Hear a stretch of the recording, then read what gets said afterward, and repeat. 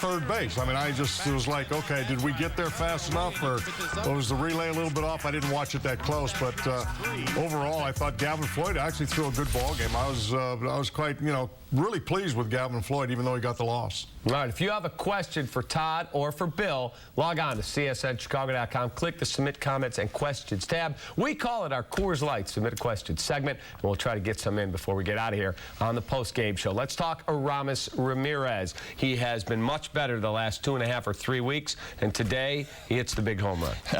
Locked in, I think, is the right word to describe him right now. He is in a very, very good spot. He's locked in on everything. You saw it today, extending.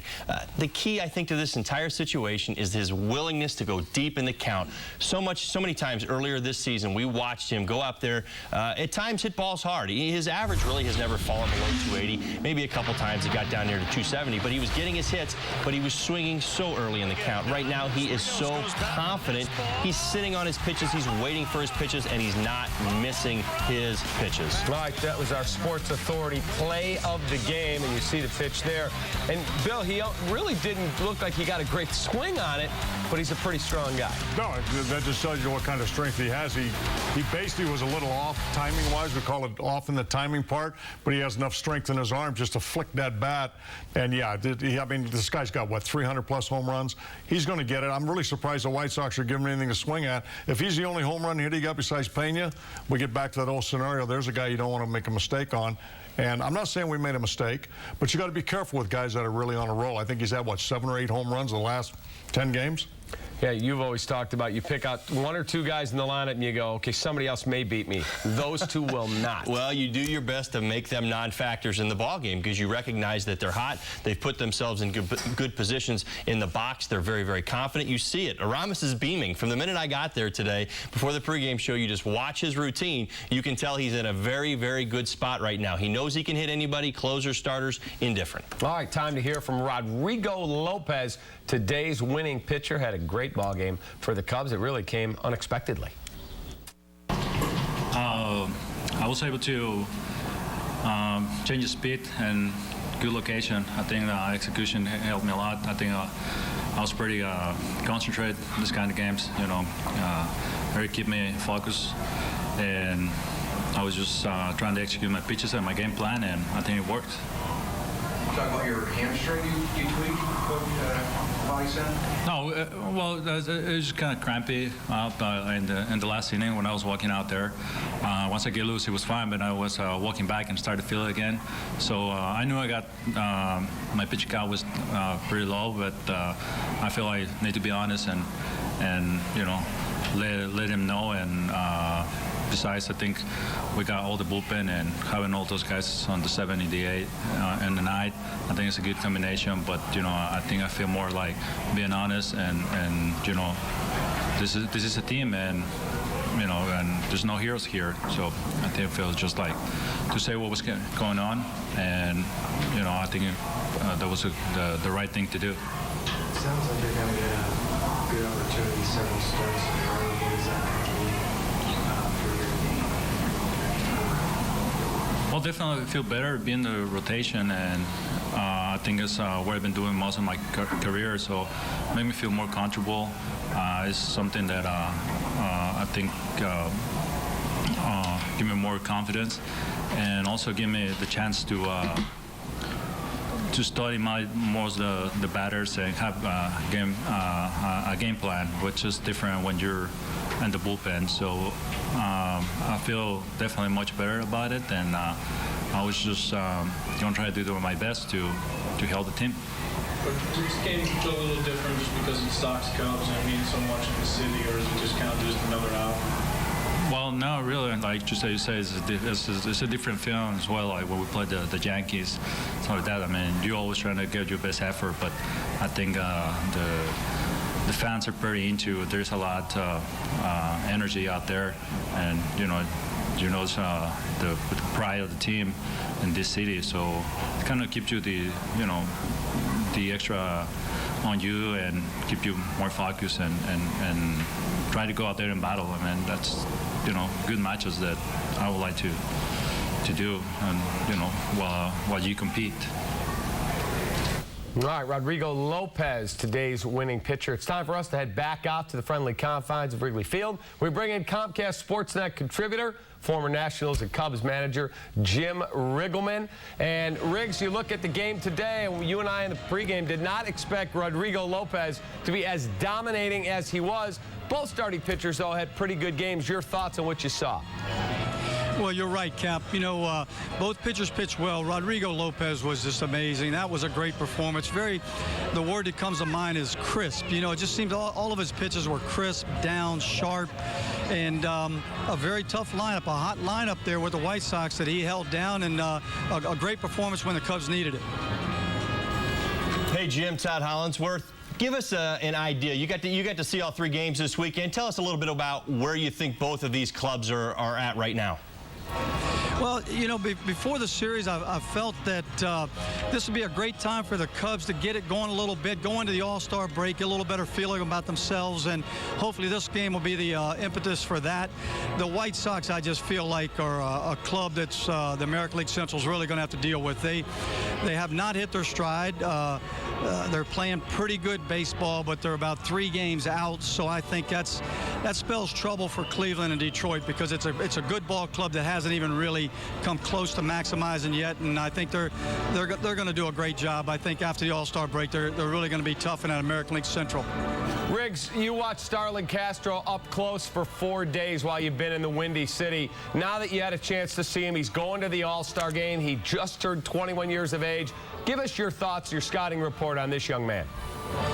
Well, I don't know that I can say enough good things about him, you know, his talent. I don't know anything about his makeup and all that stuff. You know, the people in town here in the clubhouse will know that. But, you know, I can't think of too many position players who've come on the scene and been this dynamic at this young of age. You go back to last year to what he did. You know, Steven Strasburg, a pitcher, and a few other guys. The kid down in Florida, Stanton, a 20-year-old last year, and this kid Castro.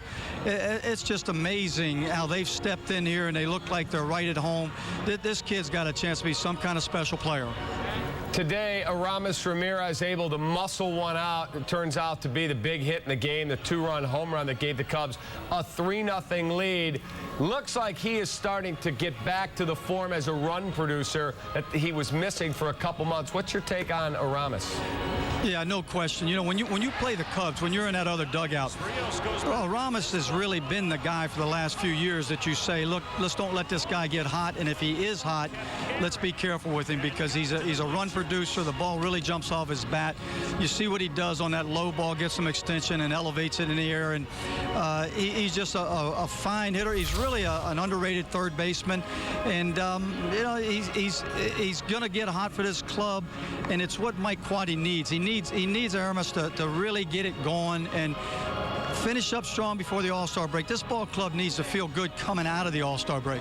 Hey, Riggs, one more for you. I look over at the White Sox, and I cannot believe that Paul Konerko is not going to the All-Star game and Carlos Quentin is. No disrespect to CQ, but Paul Konerko is absolutely what an All-Star should be. What's your take? Yeah, I agree. I hope he gets the fan vote. You know, I think one of my guys, Mike Morse, there is probably in the same boat in the National League. But you know, I got a good feeling that Paul will get picked by fans, and certainly deserving. And you know, if you can send class to the All-Star game, you send Paul Konerko as well as his production. All right, Riggs, we will check in with you a little bit later. Thank you for your thoughts on this weekend's finale. Thanks, guys. Enjoyed it. All right, there he is. Jim Rigelman, former Cub manager, former Nationals manager, doing great work for us here at Comcast Sportsnet. Starlin Castro going to the All-Star game. That was a given. He was the one Cub. Sean Marshall, there was some discussion. But how the heck does Paul Konerko not go to the All-Star game? He's a class guy. He is everything you want a baseball player, and his numbers are outstanding. Probably because they're taking a couple of first basemen ahead of him that rightfully deserve to go. I think also Sergio Santos with 18 saved should have got some kind of consideration, and he may, because I believe that's a manager's pick. I'm not for sure. But Paul Konerko, I think it's the things he's done for the White Sox. And if you look at his numbers, I haven't looked at him since last week. He was in the top 5 in every offensive category there is. If that doesn't get you an All-Star game, then to me it's a numbers game. You got Gonzalez with Boston, outstanding. He did beat out Teixeira. I was a little bit surprised there because, you know, New York likes to pump up them votes pretty good. So they already have their DH in Ortiz. But I thought Paul might get picked, or think he might get picked. One, as a fan favorite, and two, because a guy like that coming off the bench, you know, he'll get a pinch hit against a left-hander, and yet he may go in there at first base. But the problem is you got two of them, and two of them need to play. So three is pretty tough. There's also some talk around the ballpark from some scouts there today that the manager, Bruce Bochy, may end up picking Sean Marshall because the game has meaning. You want your league to win, so he may take one of the better left-handed setup guys. Santos, same deal. You surprised that maybe another guy off the Cubs would get a hook? Not at all. Certainly not Sean Marshall. I mean, he has been as consistent as anybody I've seen in a bullpen over the last 3 years. He's gone out there and got lefties out, righties out. He's taken the ball every time he's been asked to take the ball, and he's been effective. And, you know, the thing about Sean is that usually when his hiccups come, they're kind of collective. You know, he'll have 2 or 3 bad outings in a row, which, you know, I guess for me personally, I'll take that. I don't want the hiccup, you know, once a week or whatnot. But, I mean, he's the kind of guy that goes out there and is just nails for you 20 times in a row. Maybe he runs into a couple bumps in the road, but he, again, is as consistent as you could ask. He's got a great arm, and he will get a lefty out. All right, time now to hear from White Sox manager, the always enjoyable to listen to, Ozzie Guillen. Oh, he throws strikes, he changes speed. He pitched good. We didn't look too good at the plate today. You know, I thought we ought to do a better job against him, but obviously not. But I'm not going to take any credit away from him. You know, he pitched a lot better than what people thought he would have pitched. Just one bad inning for Gavin there? Oh, Gavin threw the ball well. You know what I mean? I think the ball Ramirez hit, it was a great pitch. But he put a better swing on it. You know, pitched low and away. He make his things out and hit it pretty good. But I think he threw the ball pretty good today too. You won a lot of games recently, close games late, but you still obviously concerned a little bit about the offense with, you know, not a ton of production consistently. Well, we need them. We need them. You know, we're not going to win that many games without them, because, you know, the pitchers can carry you so long, so much. We have to help them. You know what I mean? I think we be winning a lot of games, but meanwhile, we have one hit here and there. But, you know what I mean, we wish, you know what I mean, our offense start put some numbers out there to make it a little bit easier for the pitcher. Absolutely. But, you know what I mean, like I said months ago, we need some guys start producing, and hopefully this week will start. You know what I mean, I think we're gonna need the defense to help a little bit to get what we want to get. With Rodriguez throwing so many strikes, is it tough to work deep counts when he's always around the plate? Or? Well, you know what I mean, the way I look at it, he's a very comfortable 0-for-4. That's the only way I got to describe that. You know, very comfortable 0-for-4. You see the ball very good, all of a sudden you not put a good swing on it. But he throw a strike and make those guys swing the bat. I think, you know, not that many pitches. Next 19 games are against the Central. Is it a big stretch for you right now coming up? That's more important than the Cubs. You know what I mean? I think we got to play our division. We have a chance to stay there or to come out. I think we, like I say in the past, you're not going to win your division unless you play good against them. And I don't think we're playing good so far against them. We got to start playing better.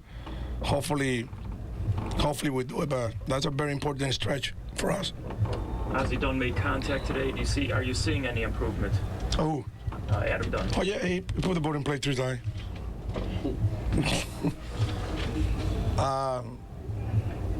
You know what I can say? You know what I mean? I think I have to say. I already say it. You know what I mean? You got to come back tomorrow and keep playing. You know what I mean? I think we all here very frustrated about it. He is. We are. But, you know, we can do nothing about it. We got to come back and give him an opportunity to go out and produce. All right, so much more to come on Coors Light Cubs Postgame Live. It's Crosstown Classic. We'll have more reaction from both clubhouses. We'll look ahead to next week's schedule for both clubs that takes us to the All-Star break. So stick around. More with Holly and Bill Melton next. Xfinity TV from Comcast gives you access to 10,000 on-demand titles and the best HD picture quality. Call 1-800-XFINITY today. Sports Authority is proud to be the official sporting goods retailer of the Chicago Cubs. Sports Authority, all things sporting good. It's the bottom of the ninth. Full count. It all comes down to this pitch. Darryl steps up to the plate. It could be. It could be. It's gone. Darryl has done it again.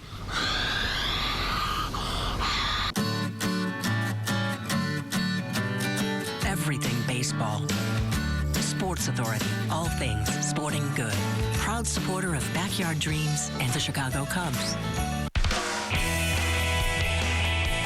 Out here, this is our take on a traditional Weiss beer. It's the perfect balance of Red Valley wheat and a touch of real Wisconsin honey. And this makes our honey happy.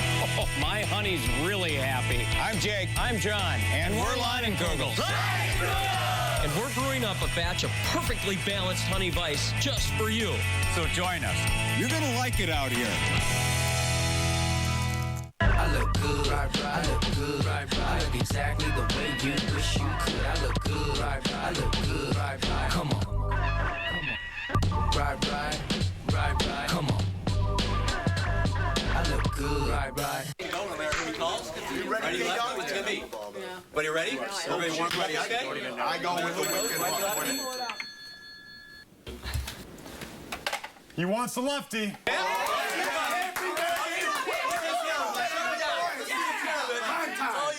Comcast Sportsnet answers the call. Catch us on Sportsnet Central or CSNChicago.com.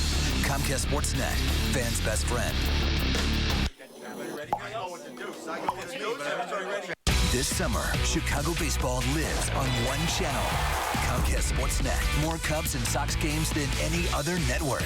Exclusive interviews. My expectation is always win the division. Legendary voices. You can put it on the board. Yes! Cubs win! And round-the-clock coverage of the teams you live for. All summer long, Chicago baseball lives on Comcast Sportsnet. Fans' best friend.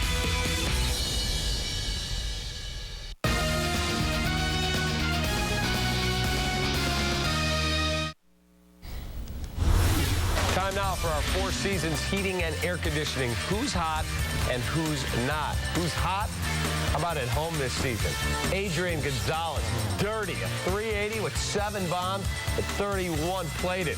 Jose Reyes, 369, 11 triples and 18 knocked in.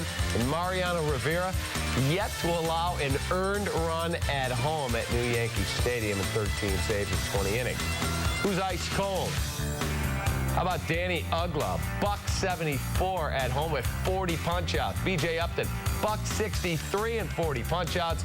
And last year's star, Ubaldo Jimenez, blowing up in Colorado. All right, time for our Feldco coming home moment. And this cannot continue for the Chicago Cubs. Ivan De Jesus, another bad decision. It's going to be Holly, take us through this one. Well, I think you're just playing off the urgency from yesterday in which the Cubs didn't score any runs. Because you're right, Cap. I mean, goodness gracious. This Gio was out by a good, well, I don't know, a good 30 feet. AJ was able to... We did that in Colorado where you actually... AJ was able to set himself.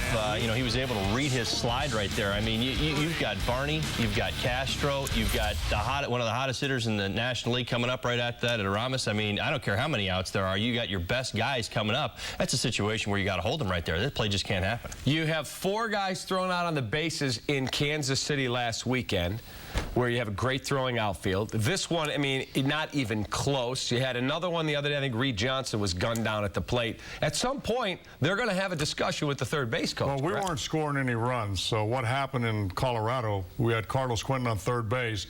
AJ hit a sacrifice fly about 130 feet. And he went ahead and did it. And the only reason he did it, we said after the game, was the fact we hadn't been scoring. Sometimes you have to take a chance. You know what? And because the Cubs the week before had that problem in Kansas City is why this stands out so much. Yet we're raving about what Jeff Cox's decision was to send in Carlos Quentin. So we're really kind of a function of where your ball club is. You know what I'm saying? If you're fighting for runs, your point is we had 3 guys coming after them that are good. Well, I don't know what you're hitting with.